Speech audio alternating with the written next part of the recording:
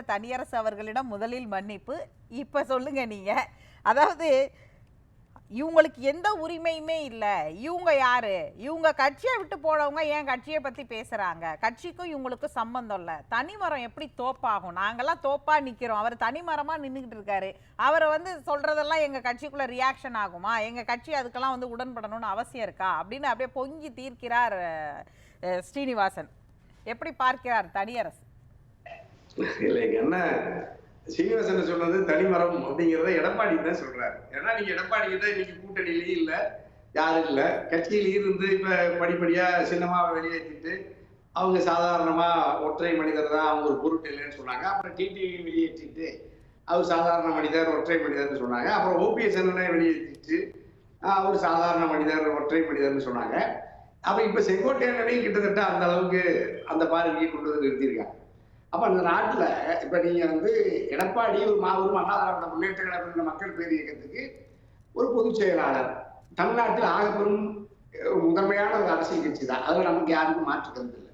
ஆனால் அம்மாவுடைய மறைவுக்கு பிறகு ஆட்சி பொறுப்புக்கு வந்த இபிஎஸ் ஓபிஎஸ் அந்த இரட்டை தலைமை அதிகாரத்தை, ஆட்சியை நகர்த்தினார்கள், கட்சியை நகர்த்தினார்கள்.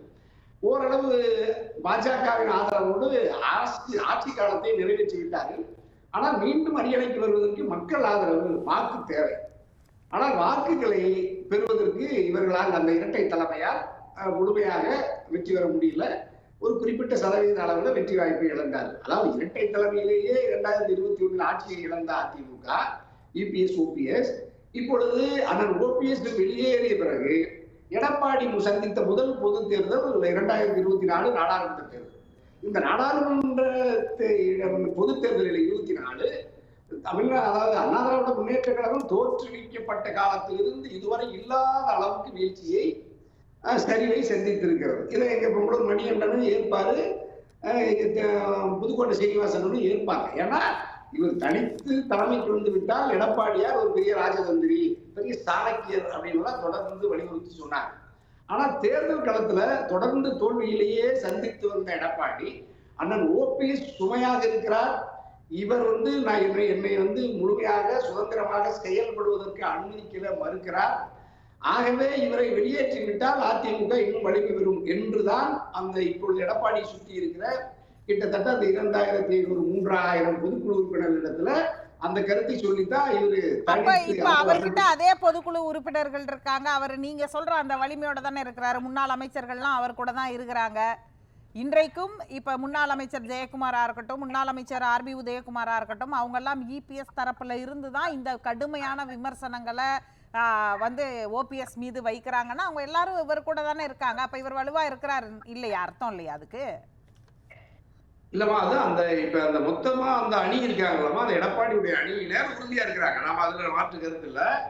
அதுல இருந்து இப்பொழுது மாறுபட்ட கருத்தோடு இப்பொழுது வெளியேறி இருப்பது ஒரு மிக வலிமையான அண்ணன் ஓபிஎஸ் அல்லது தமிழ்நாட்டில் ஆகப்பெரும் ஒரு மூத்த அதிமுக தலைவர் அண்ணன் செங்கோட்டையன் இப்ப முரண்பட்டு இருக்கிறார், மாறுபட்ட கருத்தை பதிவு செய்திருக்கிறார். எடப்பாடியுடைய கருத்தை ஏற்கவில்லை. 2 பொதுக்கூட்டத்தில், அதிமுக பொதுக்கூட்டத்தில் பொதுச் செயலாளர் எடப்பாடியின் பெயரை சொல்லாமலேயே கூட்டத்தை நடத்தி முடித்திருக்கிறார்.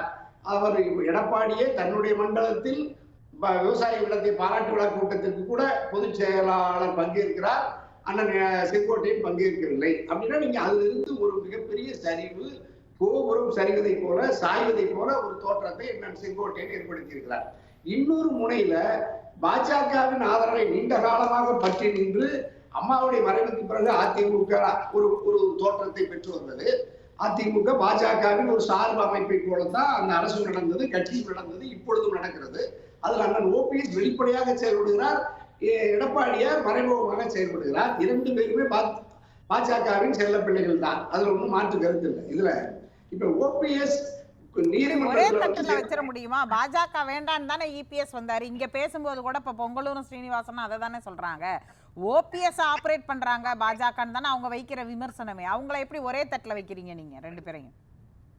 இல்லையா, இல்லம்மா, இப்ப இவ்வளவு பெரிய ஒரு திராவிட பேர் இயக்கம், ஒரு தத்துவ இயக்கம், கொள்கை இயக்கம் அதிமுக, அது ஒரு பாஜக ஒரு தேசிய கட்சி. நாம் விரும்பினாலும் விரும்பாவிட்டாலும் மாறுபட்ட கொள்கைகளை கோட்பாடுகளை கொண்டிருந்தாலும் அது ஒரு மதம் சார்ந்த பெரும்பான்மை வாதத்தை முன்வைத்து ஆட்சி அதிகாரத்துக்கு வந்துவிட்டது.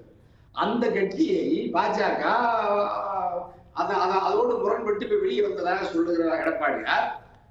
எடப்பாடியார் அண்ணாமலையினுடைய கருத்திலிருந்து மாறுபட்டு மாநில தலைமையிலிருந்து முரண்பட்டு இந்த அதிமுக வெளியேறுகிறது. அப்படின்னா நீங்க ஒரு திராவிட தந்தை பெரியார், பேரறிஞர் அண்ணா, புரட்சித் தலைவி அம்மா ஒரு மாபெரும் திராவிட கருத்தியல் கோட்பாட்டு இயக்கம் இங்கு தமிழ், இனம், மொழி, சமூகம், சமூக நீதி, சமத்துவம், இடஒதுக்கீடு, இந்த மாநில உரிமையை ஆளுநர் தவிர்ப்பது, இதுதான் நம்முடைய முழக்கம். அதான் அண்ணாவுடைய முழக்கம் தான். அந்த அண்ணாவின் பெயரில் தான் அந்த கட்சி அதிமுக இருக்கிறது. அந்த பொதுக்குழுவில் எப்பொழுதாவது பாஜகவில் நாம் தேர்தல் உறவை பற்றி நின்றதனால் தமிழ்நாட்டில் நாம் தோல்வியை தழுவுகிறோம், பாஜக ஒரு எல்லை கடந்து மதம் சார்ந்து திராவிட கருத்தியலுக்கு எதிராக, சமூக நீதி கருத்துக்களுக்கு எதிராக, மத சார்பின்மைக்கு எதிராக, ஜனநாயகத்துக்கு எதிராக செயல்படுவதனால் அண்ணா திராவிட முன்னேற்ற கழகம், எடப்பாடி தலைமையிலாகிய என்னுடைய இயக்கம், இந்த கட்சி பாஜகவோடு தேர்தல் உறவை துண்டித்துக் கொண்டு கொள்கை ரீதியாக களத்தில் நின்று நாங்கள் எதிர்த்து தமிழ்நாட்டுக்குள் பாஜகவை வளர விடாமல் தடுப்போம் அப்படின்னு எடப்பாடி எப்பொழுதாவது எடப்பாடியுடைய அதிமுகவின் செயற்குழுவோ, பொதுக்குழுவோ, தலைமை செயற்குழுவோ ஒரு தீர்மானம் நிறைவேற்றிருக்கிறதாமா? இல்ல. சரி, அவங்க தீர்மானம் நிறைவேற்றல. இப்ப இவங்க எல்லாம் ஒன்னா சேர்ந்தா அந்த தீர்மானம் நிறைவேற்றிடுவாங்களா? உறுதியாமா. அதுக்குதான் ஒன்னா இவங்க ஏன் பலகீனப்பட்டதுனாலதான் பாஜகவின் தயவு தேவைப்படுகிறது. பலகீனமா இருக்கிறதுனாலதான் எடப்பாடிக்கு பாஜகவின் தயவு தேவைப்படுது. இவங்க ஒண்ணு சேர்ந்து தீர்மானம் நிறைவேற்றுவாங்கன்னா எப்படி ஓபிஎஸ் சொல்றாரு, பிரதமர் பொறுமையா இருக்க சொன்னதுனால நான் பொறுமையா இருக்கிறேன்னு சொல்லுவாரு. இல்ல அப்படியே சொல்லிட்டு நாளைக்கு ஒன்னா சேர்த்து வச்சாலும் இவங்க இப்படி ரியாக்ட் பண்ணுவாங்கன்னு தெரிஞ்சா சேர்த்து வைப்பாங்களா சார்? நல்ல கேள்விமா. உண்மையிலேயே பாஜக இவர்கள் ஏமா சேர்த்து வைக்காம இருக்குன்னு எனக்கு தெரியும்.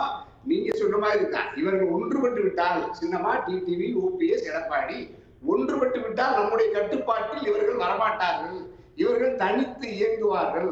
அதிமுக வலிமையாக ஒரு திராவிட கருத்தியலோடு திராவிட முன்னேற்ற கழகத்தை வீழ்த்துவதற்கு தகுதியுள்ள ஒரு கட்சியாக அது வடிவம் பெற்றுவிடும் என்பதனால் பாஜக இவர்களை ஒன்று சேர விடாமல் தடுப்பதும் பாஜக தான். இவர்களை பிரித்து 4 மாடுகளை பிரித்து சிங்கம் வேட்டையாடுவதை போல 4 அணிகளாக பிரித்து வைத்து பராமரிப்பதும் பாஜக தான்ங்கிறதுல அதைத்தான் நான் இந்த பிரிவு துவங்கின காலத்திலிருந்து நான் தொடர்ந்து திரும்ப எடப்பாடியிடமோ அல்லது ஏழைய 3 தலைமையிடமோ நான் இதை வலியுறுத்தி சொல்றேன். அதாவது நீங்க டெல்லியில் இருக்கிற வடநாட்டு பாஜகவிடம் தயவுக்காக, கருணைக்காக காத்திருக்கிறீர்கள், கட்டளையை ஏற்கிறீர்கள். ஆனால் புரட்சி தலைவி அம்மாவின் நிழலில் வாழ்ந்த நாம் 2 கோடி தொண்டர்களின் உரிமையை, அவருடைய உணர்வுகளை பிரதிபலிக்க வேண்டிய பொறுப்பில் இருக்கிற இந்த 4 தலைவர்களும் தமிழ்நாட்டில் இருக்கிற 8 கோடி மக்களின் வாக்காளர்களின் நம்பிக்கையை பெற்று அவர்களின் உணர்வுகளுக்கு மதிப்பளிக்கிற வகையில் நீங்கள் கருத்து வேறுபாடுகளை மறந்து ஒன்றுபட்டு அதிமுகவை புரட்சி தலைவர் அம்மா அவர்கள் இன்னும் எத்தனை நூறாண்டுகள் ஆனாலும் இந்த கட்சி மக்களுக்காக தொண்டாற்றும் என்று சொன்னார்கள். ஆனால் இப்ப நீங்க சொன்ன மாதிரி ஓபிஎஸ் எங்க மோடி பொறுமையா இருக்கு சொல்றாரு, எங்க எடப்பாடி மறைமுகமா பாஜகவை எதிர்க்காமல் மௌனமாக பாஜகவின் எல்லா திட்டங்களையும் ஏற்கிறார், ஆதரிக்கிறார். இப்ப நீங்க ஒண்ணுல ஆளுநர் மசோதா இப்ப குறித்து எடப்பாடி என்ன கருத்து சொல்லியிருக்காரு? உச்ச நீதிமன்றமே கண்டித்தாலும் தமிழ்நாட்டினுடைய எதிர்கட்சி தலைவர், திராவிட இயக்கத்தின் தலைவர் எடப்பாடி வாய்மொழி கிடக்கிறார்.